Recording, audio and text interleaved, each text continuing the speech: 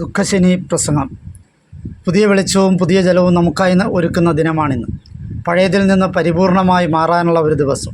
പുതിയ ആകാശത്തിലേക്കും പുതിയ ഭൂമിയിലേക്കും ഈശോ പ്രവേശിക്കുന്നു എന്നത് നമുക്ക് ചുറ്റും ഏറ്റവും ആനന്ദം പ്രദാനം ചെയ്യുന്ന കാര്യമാണ്. പ്രതീക്ഷയോടെ കാത്തിരിക്കാനുള്ള ഒരു ദിനം. ദുഃഖശനി എന്നത് പ്രതീക്ഷയോടെ കാത്തിരിക്കാനുള്ള കരുത്ത് മനുഷ്യർക്ക് പ്രദാനം ചെയ്യുന്ന ദിനമാണ്. ഏത് സഹനത്തിനും സങ്കടത്തിനും രോഗത്തിനും പ്രശ്നത്തിനും ദുരിതത്തിനും ദൈവത്തിൻ്റെ മുമ്പിൽ ഒരു പ്രതിവിധി ഉണ്ടെന്നും അവിടുന്ന് നമ്മുടെ ജീവിതത്തിൽ എല്ലാം നന്മയ്ക്കായി ക്രമീകരിക്കുമെന്നും ഉറച്ചു വിശ്വസിക്കേണ്ട ദിനമാണിന്ന്. യേശുവിൻ്റെ കുരിശുമരണത്തോടെ ശിഷ്യന്മാർ നിരാശയിൽ ആണ്ടുപോയി എന്ന് നമുക്കറിയാം. തങ്ങളുടെ പഴയ ജോലിയിലേക്ക് പിന്മാറാൻ പോലും പലരും തീരുമാനിച്ചതായും നമ്മൾ സുവിശേഷങ്ങളിൽ വായിക്കുന്നുണ്ട്. പക്ഷേ യേശു മരിച്ചവരിൽ നിന്ന് ഉത്ഥാനം ചെയ്തു എന്ന അറിവിൽ അവർ എല്ലാം നിരാശയിൽ നിന്നും കരയേറുകയാണ്. പ്രതീക്ഷയുടെ പുതുവസന്തത്തിലേക്ക് അവർ പ്രവേശിക്കുന്നു. പിന്നീടുള്ള ശിഷ്യരുടെ വാക്കുകളിലും പ്രവർത്തനങ്ങളിലും അത് വ്യക്തമാണ് താനും. അവരുടെ പ്രസംഗങ്ങളും മാനസാന്തരപ്പെടുത്തലുകളും സുവിശേഷം പ്രചരിപ്പിക്കുന്നതിനുള്ള യാത്രകളും അതിൻ്റെ ഉത്തമമായ തെളിവുകളാണ്. ഉദ്ധിതനെ കണ്ടവന് പിന്നീട് നിരാശയുണ്ടാകുന്നില്ല. അവൻ പ്രതീക്ഷയിലാണ്, പ്രത്യാശയിലാണ് എപ്പോഴും. നമ്മുടെ ജീവിതത്തിൻ്റെയും ഏറ്റവും വലിയ പ്രതീക്ഷയായിരിക്കേണ്ടത് ഉദ്ധിതനായ യേശുവാണ്. സത്യത്തിൽ സങ്കടങ്ങളായും കഷ്ടപ്പാടുകളായും ആശയറ്റ സാഹചര്യങ്ങളായും ചിതറിക്കപ്പെട്ടവരാണ് നമ്മൾ പലപ്പോഴും.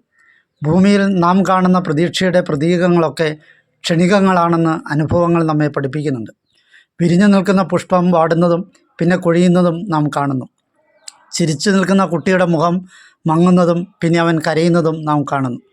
അവയൊന്നും നിത്യമായ പ്രത്യാശ നൽകുന്നില്ല എന്ന് അപ്പോൾ മാത്രമാണ് നമ്മൾ മനസ്സിലാക്കുന്നത്. ഉദ്ധിതൻ മാത്രമാണ് ശാശ്വതമായ പ്രതീക്ഷ നൽകി മാനവകുലത്തെ മുമ്പോട്ട് കൊണ്ടുപോകുന്നത്. നമുക്കൊക്കെ എത്രയോ സങ്കടങ്ങളുണ്ട്. ഒരിക്കലും വീട്ടാൻ പറ്റില്ല എന്ന് വിചാരിക്കുന്ന കടങ്ങളുടെ കടലിലായിരിക്കും ചിലർ. എന്നും അസാധാരണമാണല്ലോ എൻ്റെ വീട്ടിലെന്ന് ചിന്തിക്കുന്നവരുമുണ്ട്. എൻ്റെ മക്കൾ വിദ്യാഭ്യാസത്തിൽ പിന്നോക്കമാണല്ലോ എന്ന് പരിതപിക്കുന്ന മാതാപിതാക്കളേറെയുണ്ട്. എൻ്റെ അപ്പനെന്നും മദ്യപിക്കുമെന്ന് വിലപിക്കുന്ന മക്കളും ഹൃദയം തകർന്ന് ജീവിക്കുന്ന ഭാര്യമാരുമുണ്ട്. എന്നും രോഗവും കഷ്ടപ്പാടും തന്നെയാണല്ലോ എന്ന് പറഞ്ഞ് കണ്ണീരൊഴുക്കുന്നവരുമുണ്ട്. ഇങ്ങനെയുള്ളവർ നമുക്കിടയിലുണ്ട്. ഇങ്ങനെയുള്ളവർ നമ്മൾ തന്നെയാണ്. അതിനാൽ നമുക്കൊന്ന് ഉദ്ധിതനെ കൊണ്ട് ഏറെ ആവശ്യം.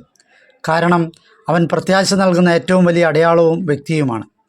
ഏത് പ്രശ്നങ്ങൾക്കും ഒരു പരിഹാരമുണ്ടാകുമ്പോൾ ഉണ്ടാകുന്ന ഒരു സന്തോഷമുണ്ടല്ലോ, അതാണ് ഉദ്ധിതനായ ഈശോയെ ഓർക്കുമ്പോൾ നമുക്കുണ്ടാവേണ്ടത്.